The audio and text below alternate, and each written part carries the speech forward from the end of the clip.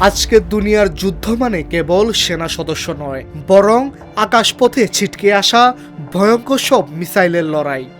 মধ্যপ্রাচ্যের আকাশে এখন শক্তির ভারসাম্য নির্ধারিত হচ্ছে কার কাছে কত উন্নত প্রযুক্তির অস্ত্র আছে তার উপর। ইরান, আমেরিকা ও ইসরায়েলের কাছে আছে সেই শক্তিশালী মিসাইল ভান্ডার যা কাঁপিয়ে দিতে পারে পুরো বিশ্বকে। মধ্যপ্রাচ্যে বৃহত্তম এবং বৈচিত্র্যময় মিসাইল ভান্ডার রয়েছে ইরানের দখলে। তাদের সংগ্রহে আছে ৩,০০০-এর বেশি ব্যালিস্টিক এবং ক্রুজ মিসাইল। ইরানের গর্ব হলো তাদের নিজস্ব প্রযুক্তিতে তৈরি ফাত্তা-1 এবং ফাত্তা-2 হাইপারসনিক মিসাইল, যা শব্দের চেয়ে ৫ গুণ বেশি গতিতে ছুটতে পারে।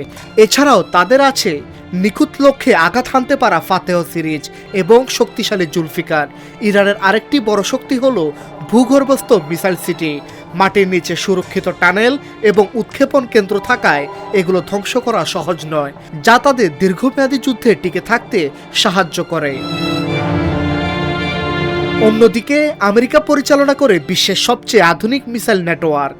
তাদের প্রধান শক্তি হল মিডম্যান-3 এর মতো আন্তঃমহাদেশীয় ব্যালিস্টিক মিসাইল, যা ১৩,০০০ কিলোমিটার দূরে লক্ষ্যবস্তু ধ্বংস করতে পারে।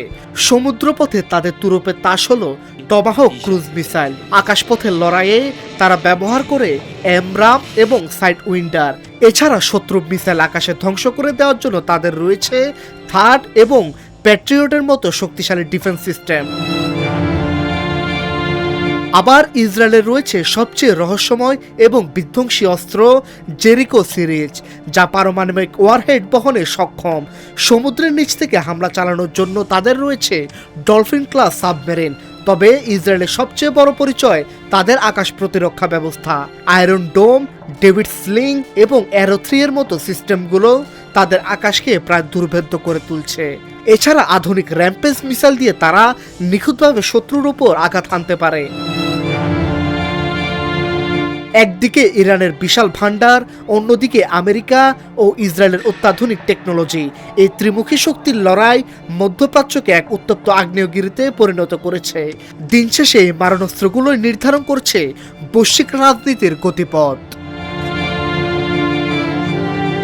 ডেস্ক রিপোর্ট, আজকের পত্রিকা।